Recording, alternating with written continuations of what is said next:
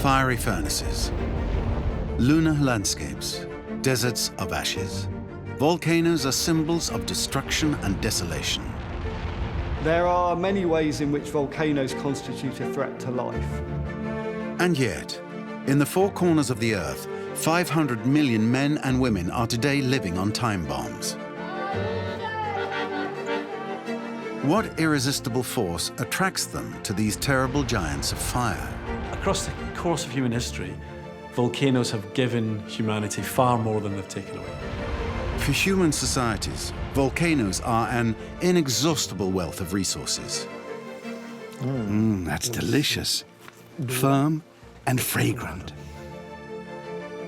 Fertile lands, precious materials, sources of heat and energy.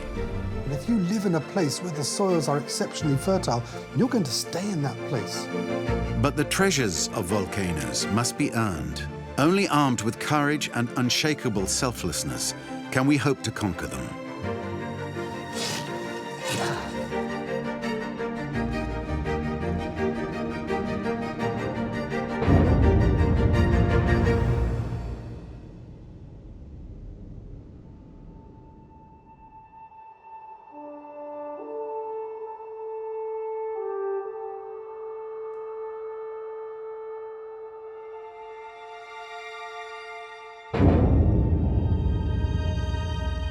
In Tanzania, the old Duanyo Lengai volcano towers above a unique lake, Lake Natron.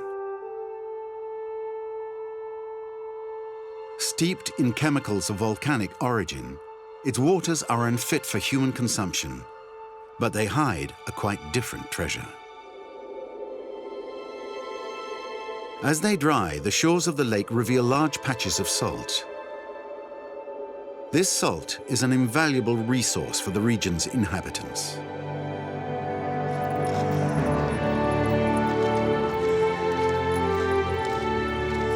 During the 6 months of the dry season, the Maasai women come here daily to collect large slabs of the precious mineral.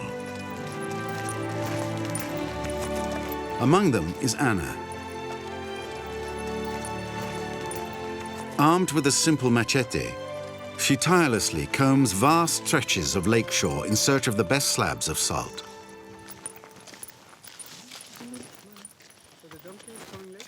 It's a sound that footsteps make and the light-colored soil that tell you there's something salty inside.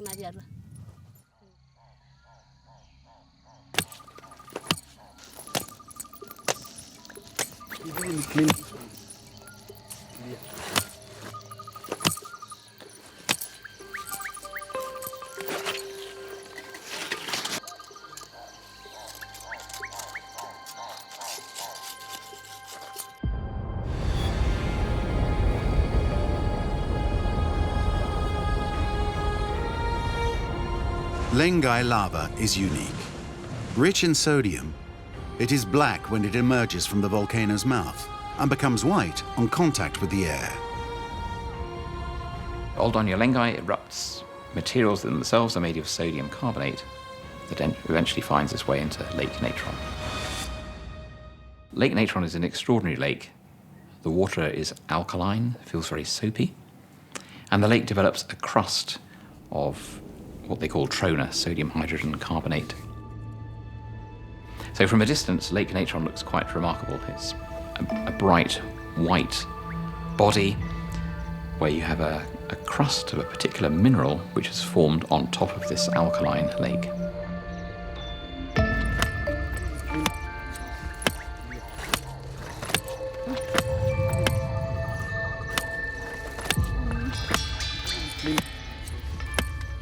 I do this work to feed my children. You cannot survive without working hard. You have to work hard, even if you cut your fingers and sweat a lot.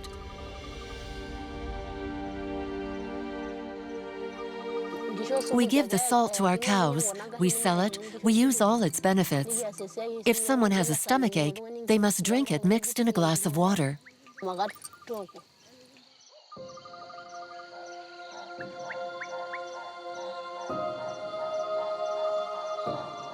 We gather the salt, wait for it to dry, and load up the mules to take it home. When it's market day, it's a chance for us to sell it.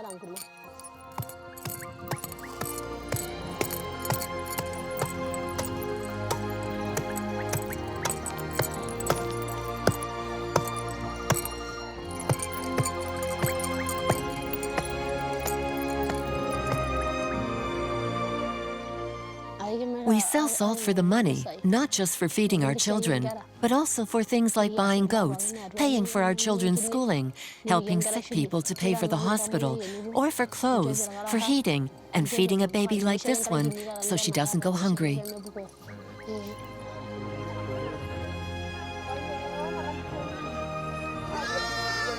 People live around volcanoes largely because of the things that they give, much more than the things that they take away. And often volcanoes erupt periodically, and then for much of the time it's a great place. So people can move away while the volcano is at its most dangerous, but after all, the place where they live is their home. We have forgotten what it is like to be a subsistence dweller, to be a person that wakes up every morning with the challenge of feeding his or her family from the immediate environment.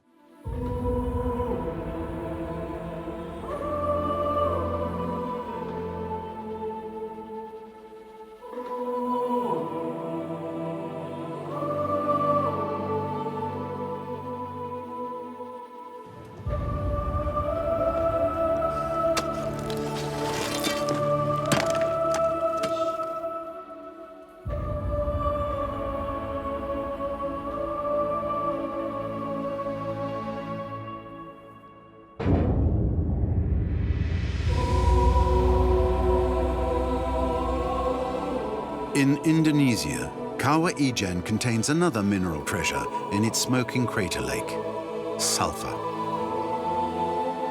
So the lake is what Ijen is famous for, and they have a lot of sulfur and chlorine and other constituents that give the lake its particular chemistry. The other thing that it's well known for is the mining of sulfur by members of the local community. The sulfur gases can react to form liquid sulfur.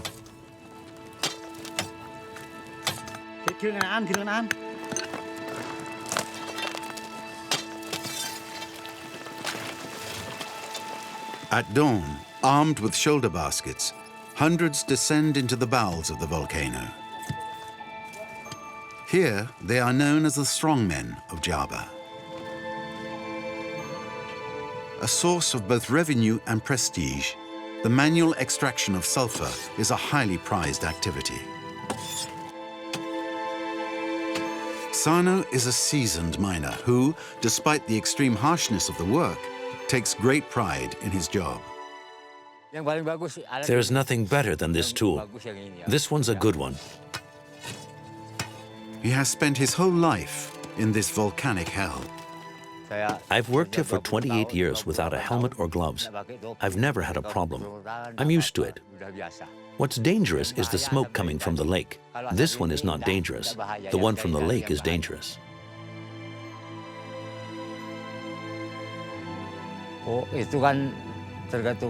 Round shapes on the surface is a sign. The water starts to bubble and smoke immediately comes out.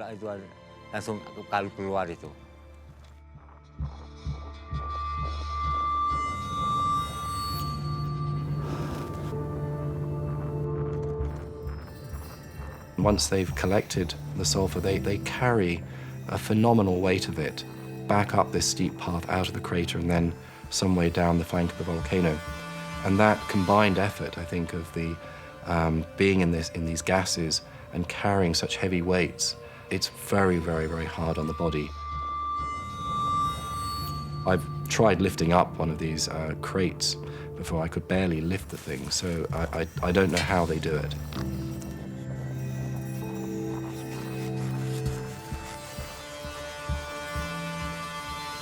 I can carry up to 75 kilos on my shoulders.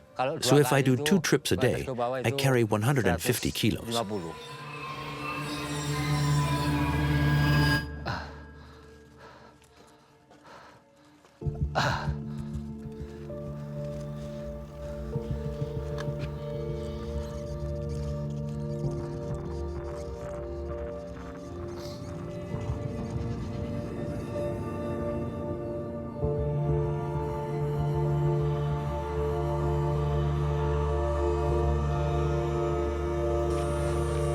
Sarno's sulfur harvest earns him on average 80 euros per month, double the average income in the region.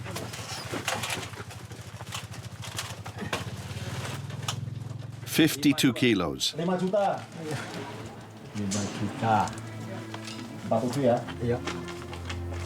Sulfur is bought from the miner, then transformed.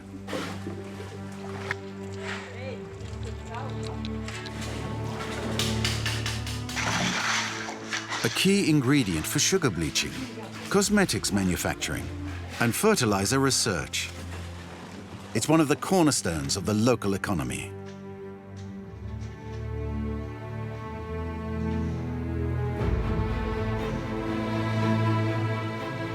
To the southeast of Java lies another volcano that feeds the communities at its feet.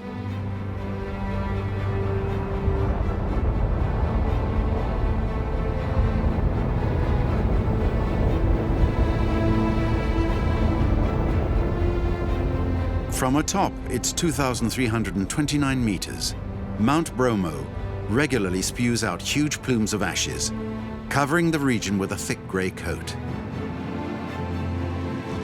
Yet, it takes just a few years for this volcanic ash to break down and feed the soils of all the precious minerals it contains.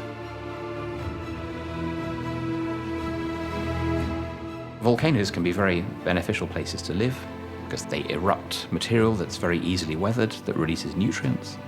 And so very quickly after a volcanic eruption, the system can re-establish and the volcanic ecosystem can be vibrant. From a grey, arid desert, the region is transformed into an oasis of greenery, constantly cultivated by its inhabitants. The rural village of Simero Lawang is located less than 3 kilometers from Bromo's smoking mouth. At Soko, a young farmer takes full advantage of the fertility of the mountain, of ash and fire. Here we have two types of land. One that is grey, almost white, and the land here, which is black. Every 5 years, sometimes 10 years, we have eruptions. Bromo brings us fertilizer. The land is renewed, otherwise the harvest will not be good.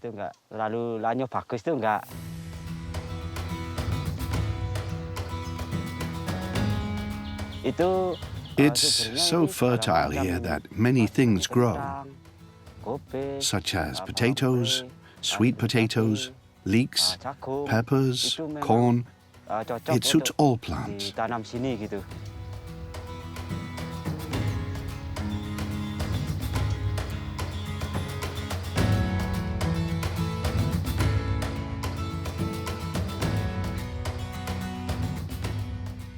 No soil in the world is more spontaneously fertile than volcanic soil. The volcanic soil from the degradation, the decomposition of lava, is the only one that is spontaneously quite fertile, because lava contains all the mineral elements that the plant needs to grow.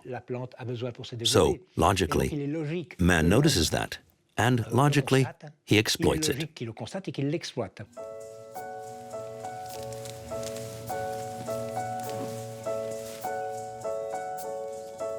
Daikon only grows on Sakurajima. It's the world's biggest radish, and it's found nowhere else. It weighs around 6 kilos.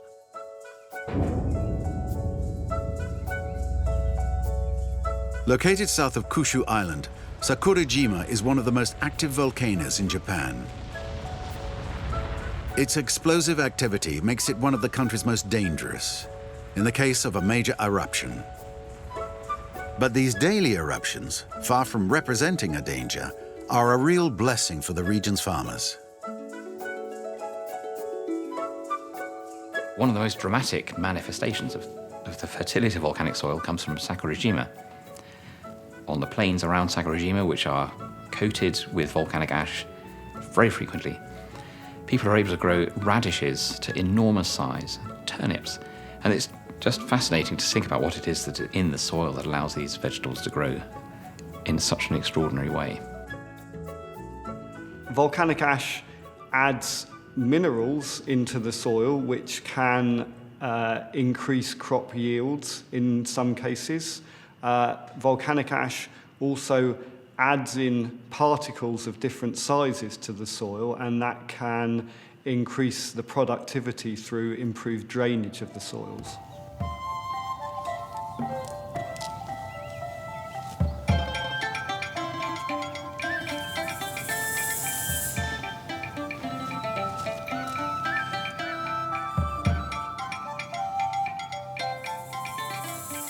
I've got used to talking to my daikons as if they were my children.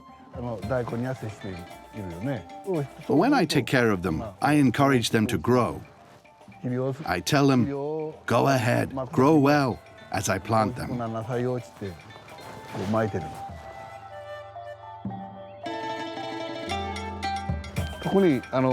If the daikon is big, I am very happy.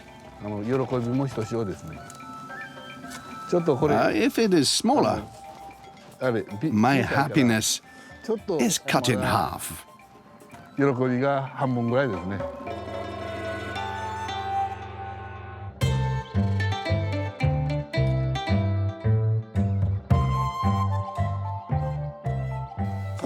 I am not a volcano specialist, but Sakurajima is close to us, and its presence is like a family. Like my ancestors, my grandfather, my grandmother, and my parents. Yes, because the biggest radishes in the world grow at the foot of Sakurajima.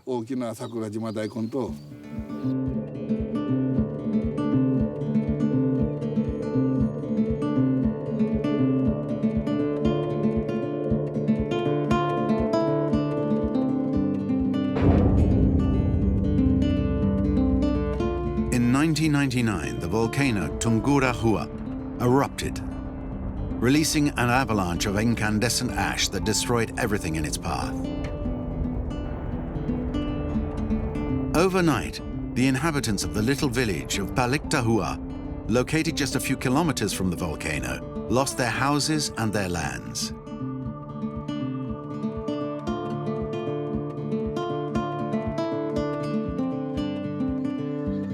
But armed with boundless resolve and courage, the community has returned to these volcanic ash-nourished lands and organized itself to work them collectively.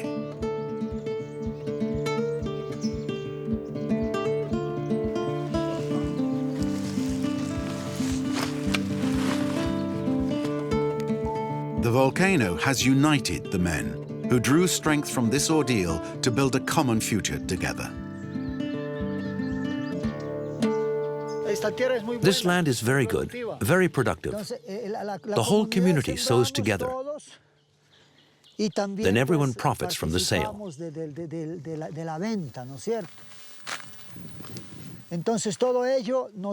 They all encouraged us to go on working and organize these community fields. The community is a group of human beings. We are several families in the village.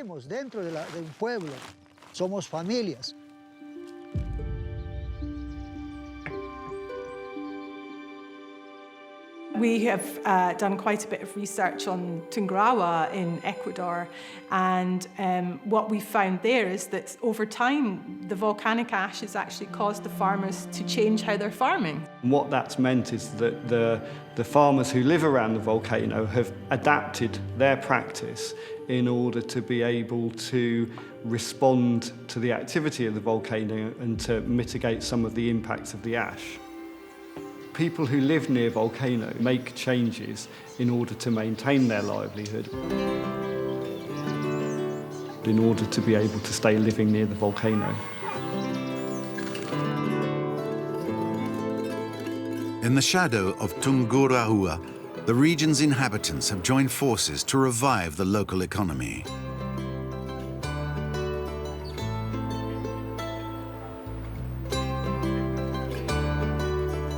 Every week, the community sells its products at the Rio Bamba market.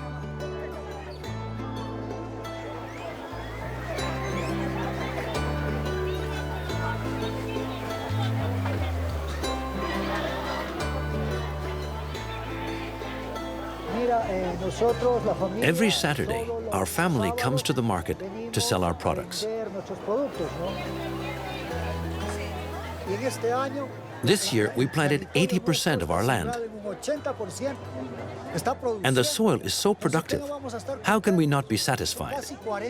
This represents almost 40 hectares. That is a very large farm. We produce beans, potatoes, corn, so that we can continue to feed the population in the event of an eruption.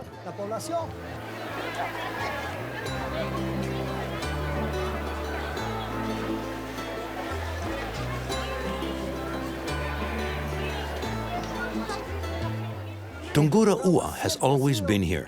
We call it Mother Tungura Ua or Grandmother Tungura Ua.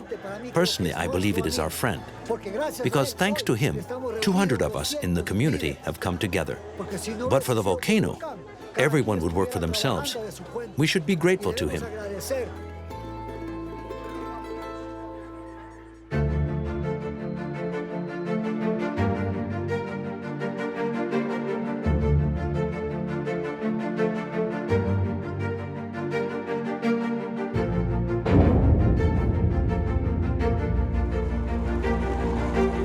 In Iceland, the fertility of the Vestman Islands has enabled the growth of an activity rarely encountered on such small volcanic islets: pastoralism.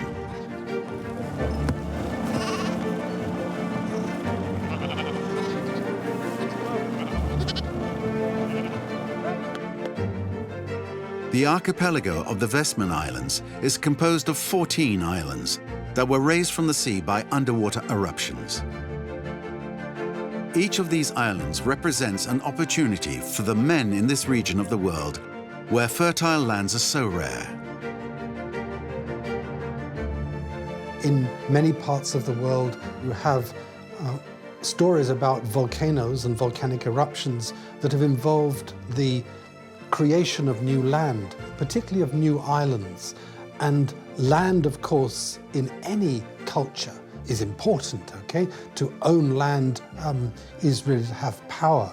And it's not just the ownership of land, but it's also the productive potential of that land as well. An eruption of phenomenal violence is at the origin of this unprecedented form of transhumance. In 1973, a volcano appeared right in the middle of Jaime, the only inhabited island of the archipelago. Lava fountains and flows threatened to sweep away the island's little fishing village, and the whole population was evacuated. But that disaster also triggered a miracle. The huge quantity of ash spewed out by the eruption spread all over the archipelago, covering the Vestman Islands with this incredible volcanic fertilizer. Today, these islands are covered with a rich, luxuriant grass, an exceptional pasture for sheep.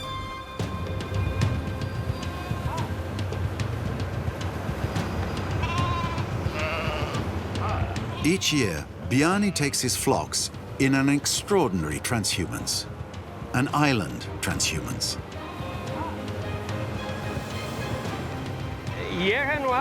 I have lived here since I was very young in this archipelago, and I always saw sheep brought here. They spend the winter here in good conditions, sheltered. We kept up the tradition.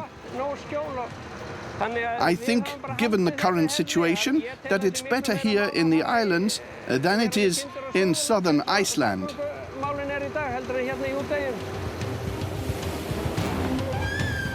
But to reach these green pastures requires a tailor-made logistics operation. We'll need to use a lifting arm because the sea is bad in the east.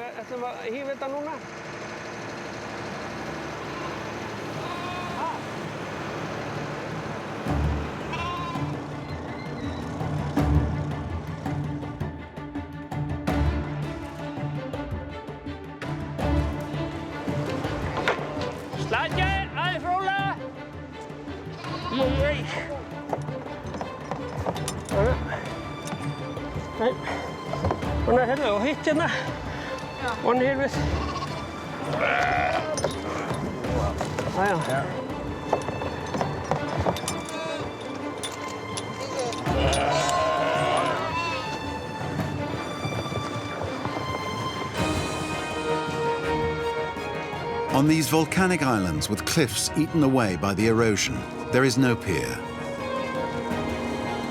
The flock is hoisted onto dry land using a winch to a height of more than 20 meters.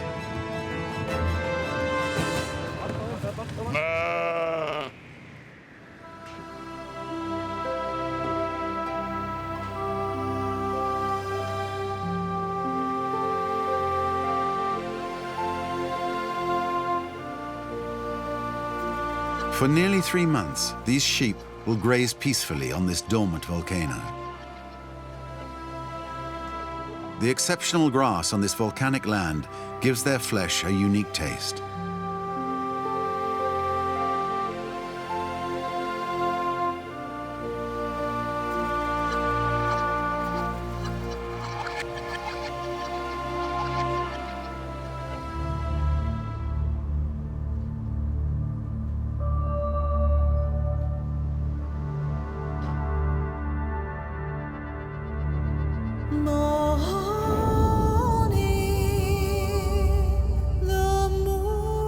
In Hawaii, Mauna Loa is the largest volcano on the planet.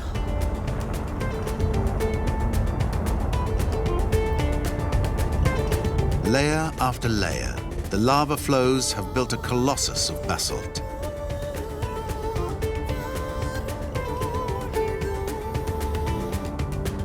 For tens of kilometers, the island of Hawaii exhibits its windswept lava fields. Only a few ferns and shrubs can withstand these harsh conditions. Here, life has taken root thanks to the hand of man. In the crevices of the volcano, an inhabitant has found refuge and a perfect place for growing. John Wilson protects his banana trees from the wind in the folds of Mauna Loa. I came here because of the caves and the volcano. A puka is a Hawaiian word for hole in the ground. And everyone knows that bananas do not do very well in high wind. So I said, I've got this puka. I will just put the farm down in there where it's protected from the wind. And hopefully produce many, many years of good bananas.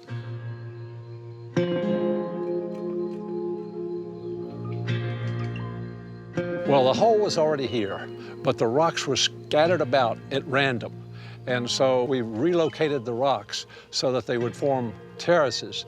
And then I brought in brown cinder, and then we mixed it with all the vegetation we could find, branches, leaves, cardboard, any organic material, mixed it all together and spread it out in the bottom of the puka. We're taking what might take nature hundreds of years to do, or longer. We're getting that down into 5 years. I think volcanoes hold a special place for communities who live around volcanoes, because volcanoes are a seeable thing in the natural environment, and often those mountainous environments offer a place of sanctuary or somewhere very special and beautiful. Many people say that volcanoes are very dangerous, and so why do people still live on them? I think the answer to that is that the people who live on them don't really consider those volcanoes very dangerous, or at least they consider that the quality of life that they can have by living on a volcano is really worth the possible threat from that volcano.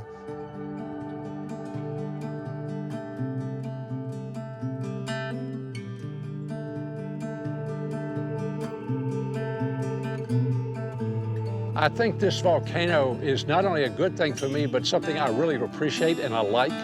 I wouldn't be here if it wasn't for that volcano. The volcano and what it does and what it has done over thousands or millions of years is what makes this area what I like. and I can look around in the caves, on the surface, and I can see just a tremendous number of aesthetically pleasing rock shapes and other features. So the volcano for me is a very positive thing.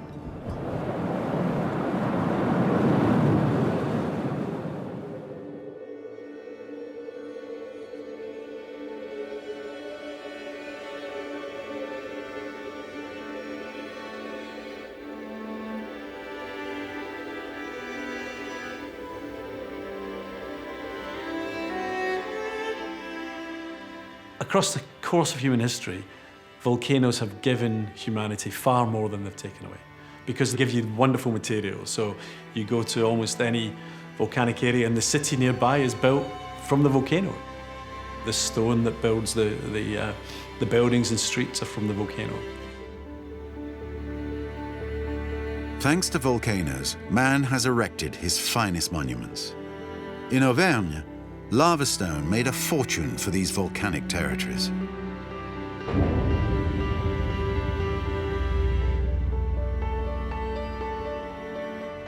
The monuments of Auvergne seem literally carved out of basalt.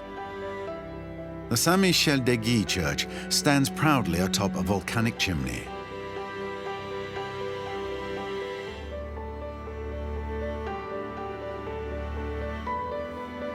And Clermont-Ferrand proudly displays its black cathedral, built from the legendary Volvic stone. Its dark color has earned the monument its nickname, the Coleman's Cathedral.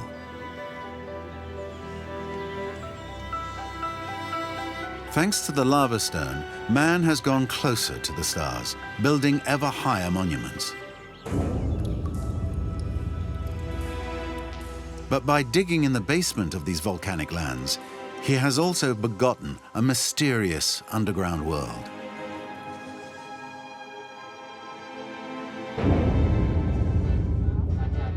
The city of Naples grew up in the shadow of Vesuvius, one of the most active volcanoes in Europe.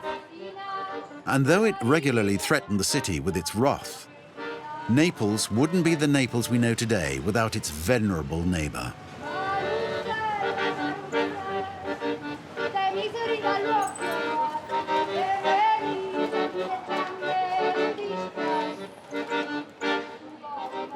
Some 14,000 years ago, a cataclysmic eruption covered the whole of the region with a layer of volcanic material, yellow tuff. This stone, with unique properties, was extracted from its basements to build the city of Naples.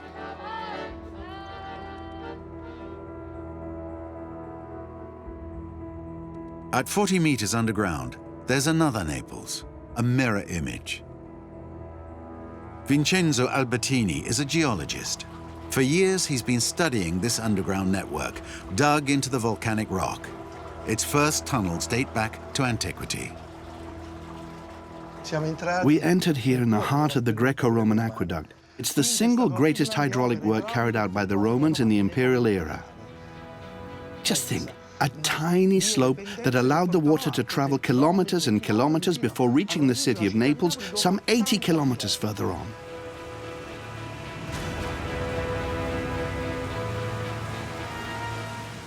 We are in one of the 14,000 tanks. Imagine that above us is a building. From this building, you had to send down an amphora or a recipient of the period. And even after the fall of the Roman Empire, that continued to work in the same way. Just send down a container, collect the water, haul it up to your home. As a result, every building had its own tank. The stone here is the same as the one we find up there. Everything that's missing here has been used to build up above. An inverted city, a Naples, 2/3 of which has an empty basement because the stone has been used to give shape to the buildings which are on the surface.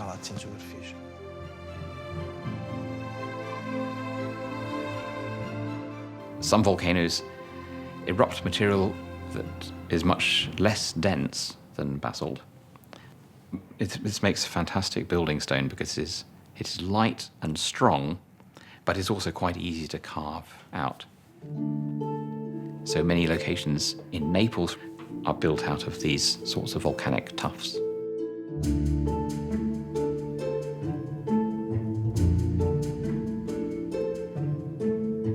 Today, other properties of tuff are being put to the test in Naples' underground network. Its ability to maintain a constant temperature and humidity. A boon that Neapolitans have put to good use, growing another symbol of the city, basil. That's delicious. Firm and fragrant.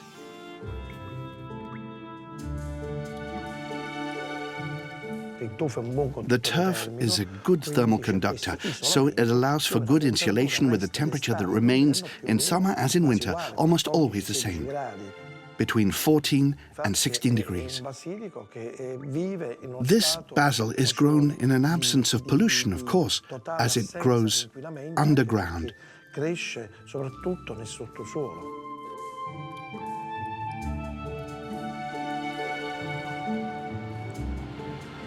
Naples has been lucky to have all these volcanoes. So many volcanoes mean a lot of life, a lot of work, and a bright future.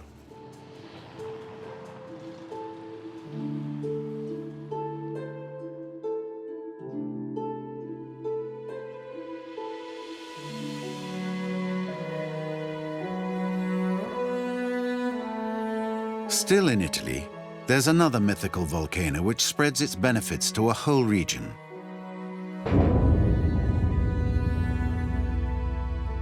In summer, Sicily is a hot, arid territory, swept by dry winds from the Sahara. The island regularly suffers from serious water shortages. And yet, around its volcano, Etna, vegetation and crops flourish and cover the region with a thick green mantle. Volcanoes create microclimates by changing the atmospheric conditions around them. And the presence of the volcano itself changes the wind patterns and the airflow around the volcano, and that can locally change the meteorology as well. It's a very high mountain and it kind of creates its own weather, creates its own climate. You often find that in the morning the cloud builds up and then it envelops the summit. You don't see the volcano in the afternoon, and of course all that moisture starts to fall into the volcano, and as it then moves through,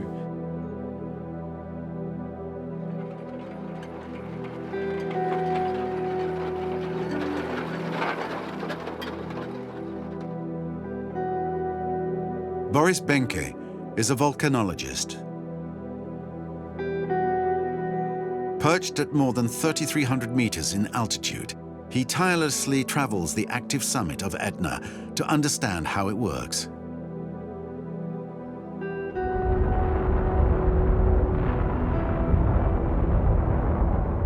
He sees Etna as a natural water tower.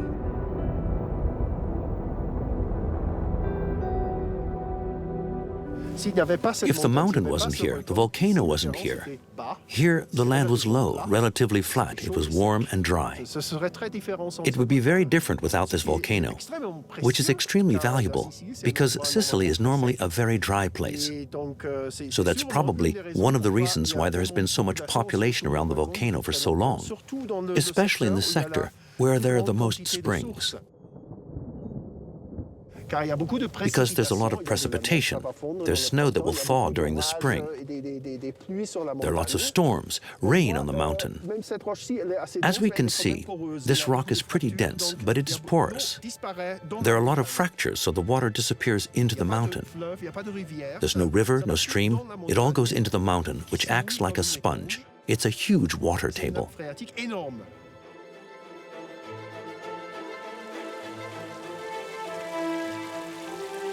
This water circulating in Etna, filtered by porous volcanic rocks, flows into the valley in the form of an infinity of small springs.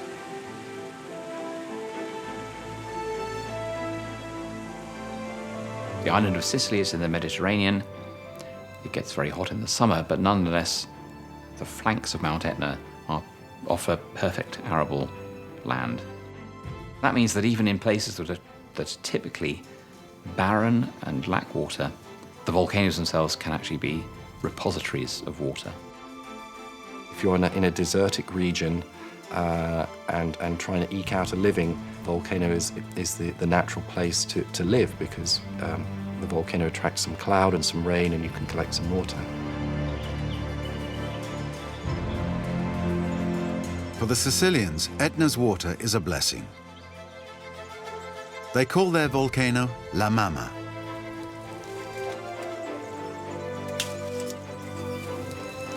Thanks to this beneficent force, they grow oranges with a flavor that is unique.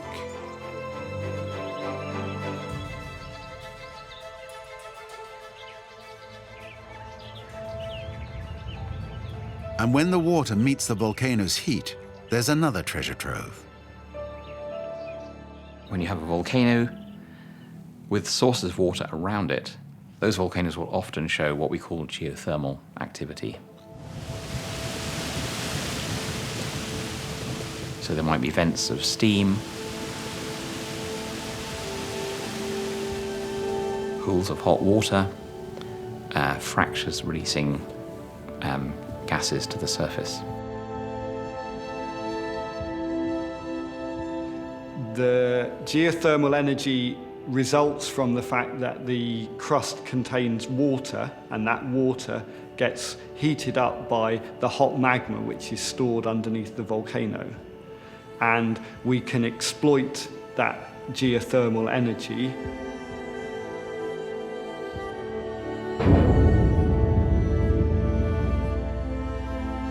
In Japan, the monkeys of the volcanic zone of Jigokudani take advantage of the hot springs to combat the harsh winter.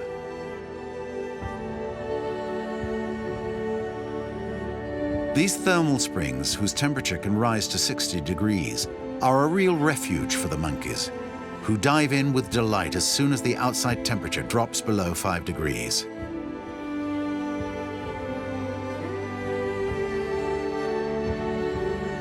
But in this country that has the highest concentration of hot springs in the world, men also benefit from this volcanic heat.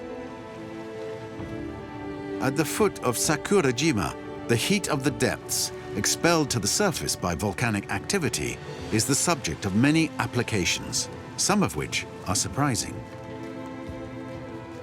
The Ibusuki thermal springs have existed for 300 years.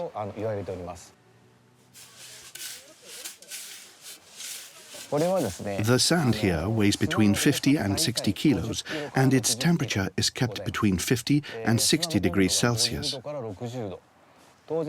Lying on your back is naturally good for the circulation. The amount of blood sent from the heart, known as cardiac output, goes up when people lie on the hot, wet sand because their blood vessels are dilated. Sand baths help the circulation. They also have a detoxifying effect, which is in fact very fashionable nowadays.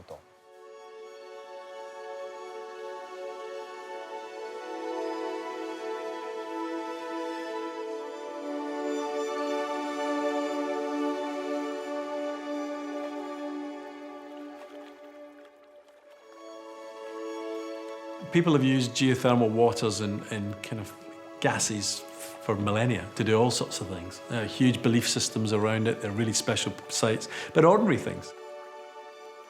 People use the geothermal energy directly. They use hot water from the groundwater system directly. They may use that for heating, for bathing. They might use that for cooking as well. Geothermal energy is one of the benefits of living near a volcano.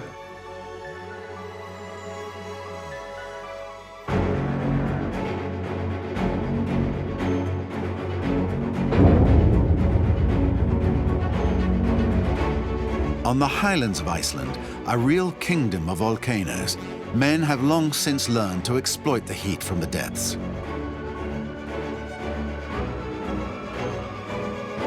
A chef has taken advantage of the intense volcanic activity in his country.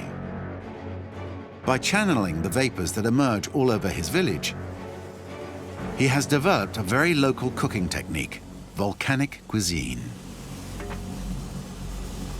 We are using this power here to cook with. Okay.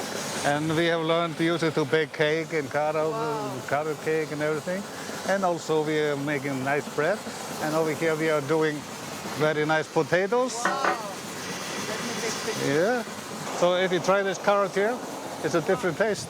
Really? Yeah, different taste.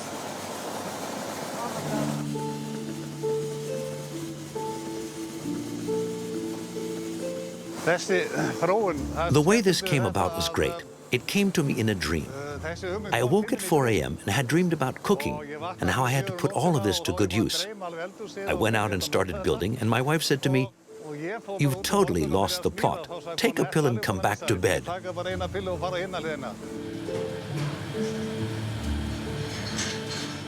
So we are making lamb goulash. In this unusual kitchen, everything now uses geothermal energy. We have the pressure at 14 kilobar in the pan here, and we have steam at 170 degrees centigrade. So it is really very hot. That helps us cook with all these pans. This oven used to be a 34 kilowatt electric oven that used a lot of energy. The meter could be used as a tumble dryer, it turned so fast. We changed the connections, removed all the electrical equipment, installed an old plumbing tap, put a pipe inside, and made a spiral. Now it works wonderfully well.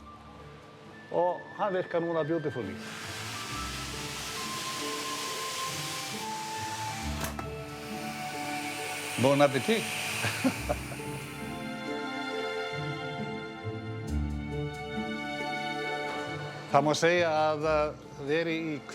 We can say that cooking in this environment connects us with nature, with the wild.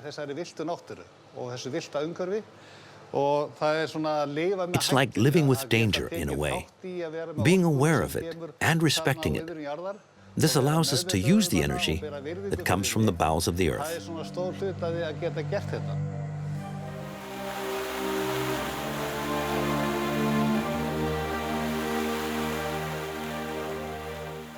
Beyond local use, the heat from volcanoes carries infinite potential.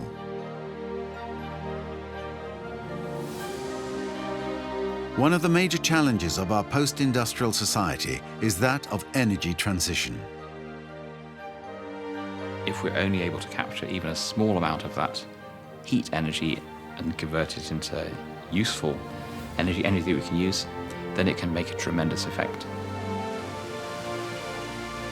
Increasingly, as the planet tries to think of different energy sources, geothermal will become a really important one. For heat, first of all, but increasingly in very particular places for power generation, for electricity.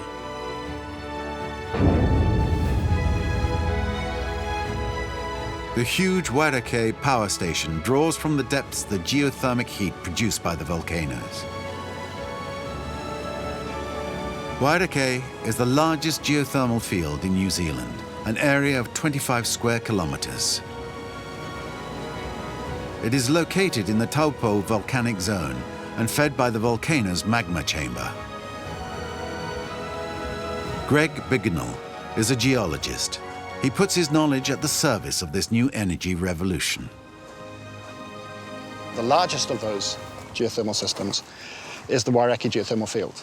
That generates about 157 megawatts. So that's comparable to about 160,000 homes of electricity being generated. Geothermal energy is a resource deep beneath our feet. The process starts many thousands of years ago with rain falling on the hills to the east and the west of the Taupo volcanic zone. That water slowly percolates through the earth via cracks and fissures in the rock to reach some depth within the central volcanic zone where magma sits in the near surface and starts to heat that water. Right now, New Zealand's geothermic activity supplies around 20% of its electricity.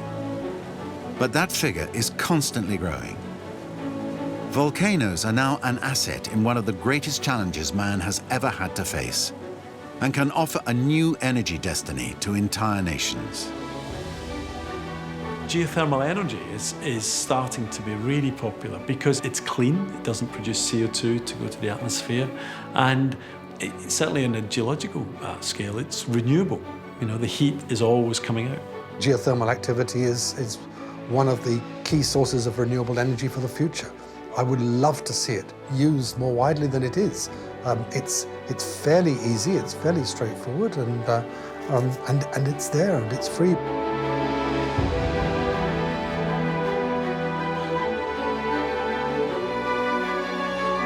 Men have found refuge in the shadow of volcanoes.